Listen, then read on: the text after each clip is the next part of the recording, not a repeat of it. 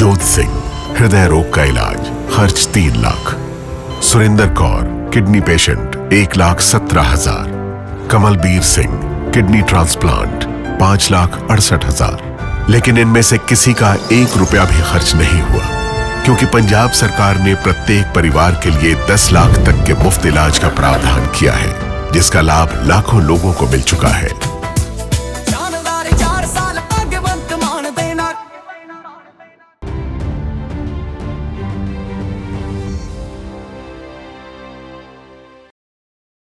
बेटे के लिए कुर्सी छोड़ने से नीतीश का इनकार। 25 मार्च को जेडीयू की तरफ से होगा बड़ा ऐलान। राज्यसभा चुनाव के नतीजे आने के बाद नीतीश का बड़ा दाव। बिहार में समृद्धि यात्रा के बीच किया बड़ा फैसला। बिहार के सीएम नीतीश कुमार क्या करेंगे, इस पर सवाल उठने लगे हैं, क्योंकि नीतीश कुमार राज्यसभा के लिए तो चुन लिए गए हैं, लेकिन उनका कार्यकाल 10 अप्रैल से शुरू होगा। उससे पहले संसद का बजट सत्र खत्म हो जाएगा।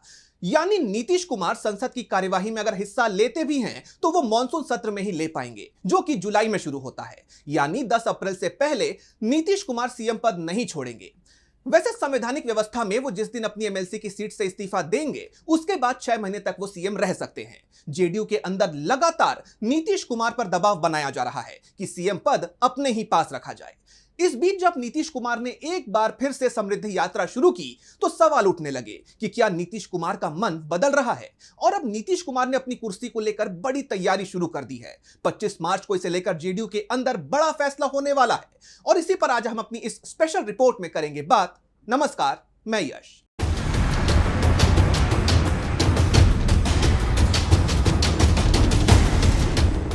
नीतीश कुमार 29 दिसंबर 2023 को जेडीयू के राष्ट्रीय अध्यक्ष बने थे, और इसके ठीक 1 महीने बाद यानी 28 जनवरी 2024 को उन्होंने पाला बदल लिया था। पहले सीएम पद से इस्तीफा दिया, महागठबंधन छोड़ा, एनडीए से हाथ मिलाया और बीजेपी के साथ मिलकर सरकार बना ली, और अब एक बार फिर नीतीश कुमार जेडीयू के अध्यक्ष पद का चुनाव लड़ने की तैयारी में है। जेडीयू अध्यक्ष के चुनाव की अधिसूचना जारी हो गई है। 19 मार्च को नीतीश कुमार नामांकन पत्र दाखिल करने की तैयारी में है। 24 मार्च नामांकन वापसी की आखिरी तारीख है। यह तय माना जा रहा है कि नीतीश कुमार के खिलाफ पार्टी के अंदर कोई और नामांकन नहीं करेगा, इसलिए उनका निर्विरोध चुनाव तय माना जा रहा है। और अगर नीतीश कुमार के खिलाफ कोई उम्मीदवार मैदान में आता है तो ऐसी स्थिति में 27 मार्च को वोटिंग करवाई जाएगी। इसके लिए पटना में राष्ट्रीय परिषद और राष्ट्रीय कार्यकारिणी की बैठक आयोजित करने की तैयारी चल रही है। हालांकि तारीख अभी तय नहीं हुई है, लेकिन यह जानकारी सामने आई है कि देश भर के जेडीयू डेलीगेट्स इस बैठक में शामिल होंगे। कहा यह जा रहा है कि यह बैठक संगठन मजबूती और भविष्य की रणनीति पर चर्चा करेगी। दूसरी ओर सीएम नीतीश कुमार की दिल्ली की ओर बढ़ते कदम और बिहार में संभावित नेतृत्व परिवर्तन के बीच सबकी नजर अब पटना की इस बैठक पर टिक गई है कि इसमें कौन कौन से बड़े फैसले होने वाले हैं। दरअसल अभी तक यह माना जा रहा था कि नीतीश कुमार पार्टी अध्यक्ष पद की कमान अपने बेटे निशांत कुमार को सौंप सकते हैं। जेडीयू के अंदर से डिमांड हो रही थी कि निशांत को अध्यक्ष पद नहीं बल्कि मुख्यमंत्री पद सौंप देना चाहिए, और जिस तरह से नीतीश कुमार ने आखिरी वक्त पर अपना फैसला बदला है और खुद ही अध्यक्ष पद संभालने की तैयारी की है, उसके बाद बीजेपी के अंदर हलचल मच गई है। सवाल उठ रहे हैं कि क्या नीतीश कुमार का मन बदल रहा है, और जिस तरह से अध्यक्ष पद पर आते ही नीतीश कुमार ने पलटी मारी थी, उसी तरह से 24 मार्च के बाद वो कोई बड़ा कदम तो नहीं उठा लेंगे। सवाल ये भी उठ रहे हैं कि अगर निशांत को पार्टी के चीफ की कुर्सी नहीं दी जा रही है तो फिर उन्हें कौन सा पद दिया जाएगा। क्या नीतीश आखिरी समय पर बीजेपी के साथ कोई खेल करने का प्लान तो नहीं बना रहे हैं, क्योंकि एक तरफ नीतीश कुमार के सीएम पद से इस्तीफे की चर्चाएं चल रही हैं, वहीं नीतीश कुमार बिहार में समृद्धि यात्रा निकाल रहे हैं, जन समर्थन जुटाने की कोशिश कर रहे हैं, जो कि बीजेपी के लिए अच्छे संकेत नहीं माने जा रहे हैं। वैसे यह तो तय माना जा रहा है कि जिस तरह से नीतीश कुमार ने एक बार फिर से अध्यक्ष पद खुद के हाथ में रखने की तैयारी शुरू कर दी है, उससे यह साफ है कि वो पार्टी की बागडोर अपने ही हाथ में रखेंगे। सीएम पद से अगर वो इस्तीफा देते भी हैं तो बीजेपी के लिए अपना सीएम बनवाना आसान नहीं होगा। जेडीयू की दावेदारी अभी तक बरकरार है। राज्यसभा सदस्य रहते हुए भी वो पार्टी की बागडोर अपने ही हाथ में रखेंगे। इसके साथ ही बिहार की सरकार पर भी अपना कंट्रोल बनाए रखेंगे। सीएम कोई भी हो, लेकिन होगा वही जो नीतीश कुमार चाहेंगे। वैसे महागठबंधन की तरफ से नीतीश कुमार को सचेत किया जा रहा है कि सीएम पद बीजेपी को नहीं सौंपा जाएगा। बीजेपी का प्रदेश में सीएम बना तो वो जेडीयू को धीरे धीरे खत्म कर देगा। बीजेपी अपने सहयोगियों को कमजोर करने के लिए जानी जाती है, वो जेडीयू को भी तोड़ देगी। वैसे अभी तक तो यह तय नहीं हुआ है कि सीएम किस दल का होगा, लेकिन नीतीश ने अध्यक्ष पद अपने हाथ में रखकर साफ संकेत दे दिया है कि वो आसानी से सरेंडर करने वाले नेता नहीं है। जेडीयू के प्रवक्ता नीरज कुमार ने इसे लेकर कहा है, नीतीश कुमार नॉमिनेशन करेंगे, पार्टी का राष्ट्रीय अध्यक्ष निर्विरोध चुना जाना तय है। नामांकन करेंगे तो पार्टी कार्यकर्ताओं में उत्साह का संबल होगा। विपक्ष का यह कहना ठीक नहीं कि पार्टी को एकजुट रखने, टूट से बचाने के लिए नीतीश कुमार फिर से राष्ट्रीय अध्यक्ष बन रहे हैं।